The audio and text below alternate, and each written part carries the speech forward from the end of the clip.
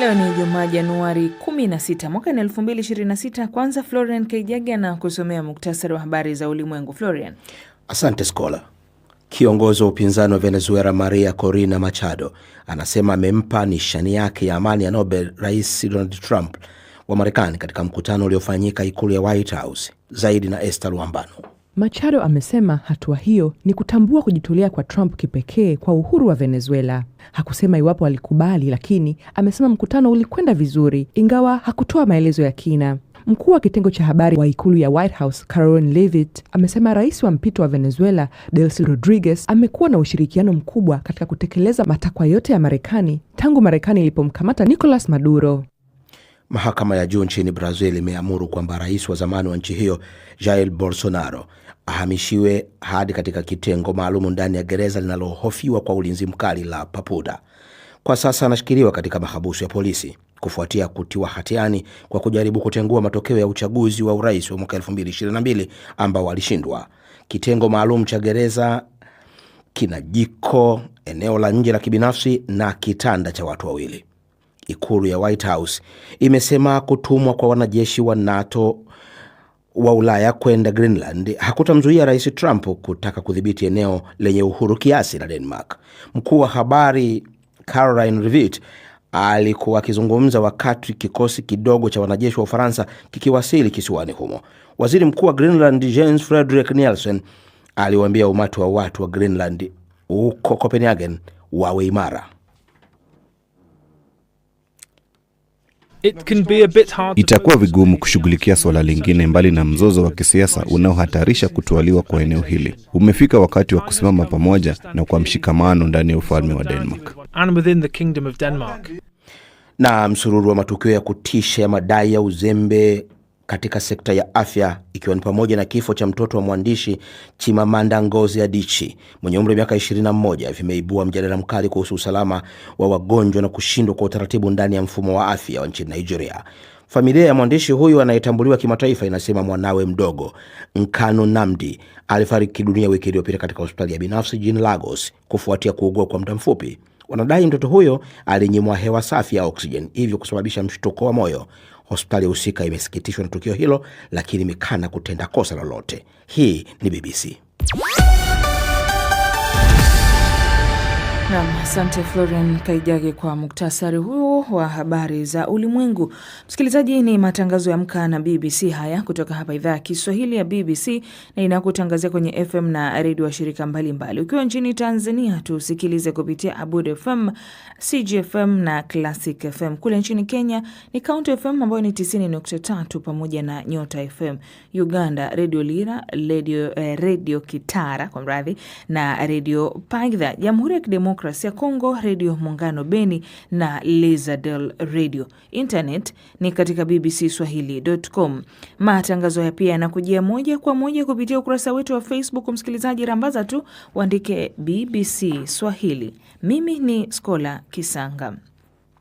Rais Donald Trump amemshukuru kiongozi wa upinzani wa Venezuela Maria Corina Machado kwa kumkabidhi medali yake ya tuzo ya amani ya Nobel katika mkutano uliofanyika ikulu ya White House.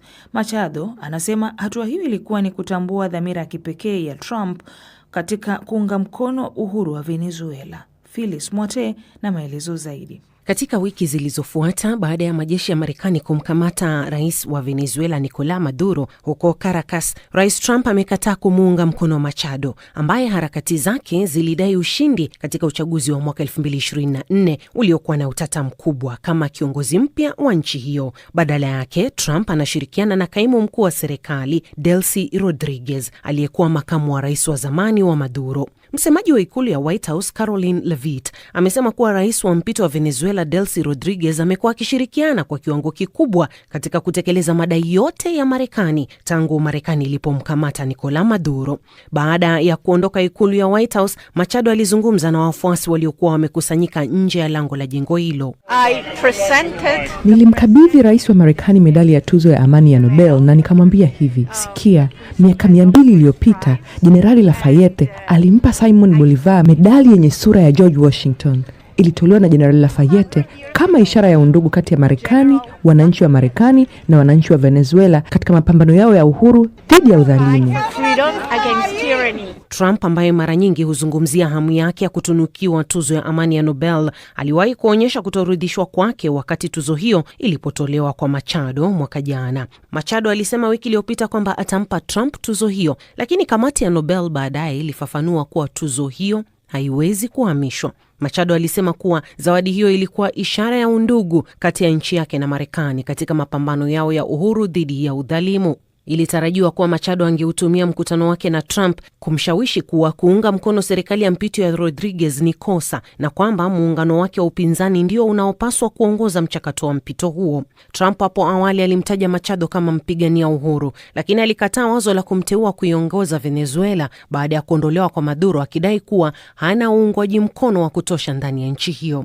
Tangu Maduro alipokamatwa tarehe 3 mwezi wa Januari, utawala wa Trump umechukua hatua za haraka kudhibiti sekta ya mafuta ya Venezuela ambayo ilikuwa chini ya vikwazo vya Marekani. Siku ya Jumatano, afisa mmoja wa Marekani alisema kwamba Marekani ilikuwa imekamilisha mauzo yake ya kwanza ya mafuta ya Venezuela yenye thamani ya dola milioni 500.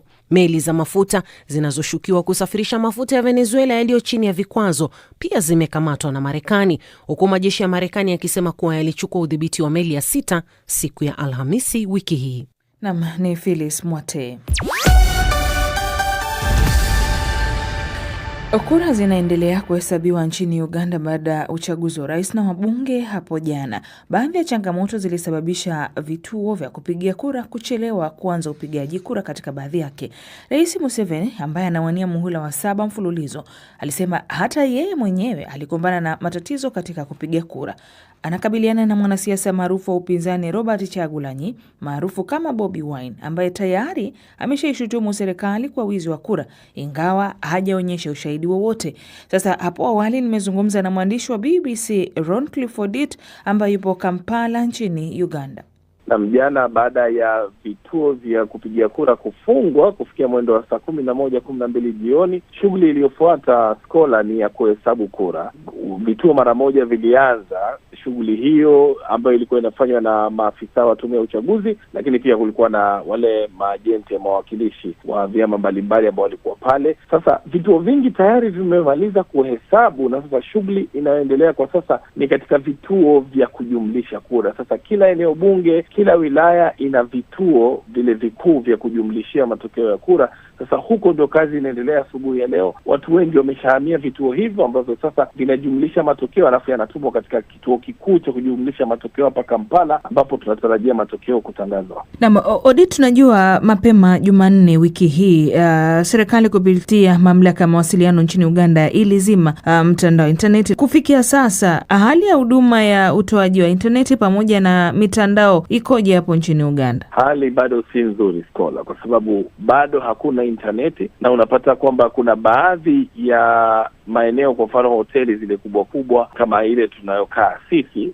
ilikuwa bado ina huduma za wifi kwa sababu wanatumia huduma hiyo kutoka makampuni yale makubwa ambayo ni makampuni ya kimataifa. Lakini kufikia jana usiku kama mwendo wa saa 6 usiku hivi, tulifahamishwa kwamba sasa nchi nzima hakuna huduma hiyo, hata hiyo ya wifi katika migahawa mikubwa na hoteli hizi kubwa, yote imefungwa. Kwa hivyo kwa jumla nchi ni kama iko kwenye giza inapohusu swala zima la mtandao. Naam, kwa kumaliza tu Ron Clifford, matokeo rasmi yanatarajiwa kutangazwa lini hasa? Mwenyekiti wa tume ya uchaguzi alitueleza kwamba kufikia kesho Jumamosi mchana, tuseme mwendo wa saa 10 alasiri, watakuwa wanatangaza matokeo rasmi. Sasa alisema kwamba kisheria wakati huo ndio wanaruhusiwa kutangaza, na akatuahidi kwamba ikiwa kila kitu kitaendelea kama kinavyoendelea kwa sasa, basi kufikia kesho saa 10 atakuwa anatupatia matokeo rasmi ya uchaguzi kutoka kote nchini. Na mwandishi wa BBC huyo Ron Clifford ambaye yupo Kampala nchini Uganda akitamatisha mazungumzo nami. Watu 19 wameripotiwa kufariki dunia katika wiki za hivi karibuni nchini Afrika Kusini kutokana na mafuriko yaliyosababishwa na mvua kubwa. Mafuriko yamekumba majimbo ya kaskazini ya Limpopo na Mpumalanga.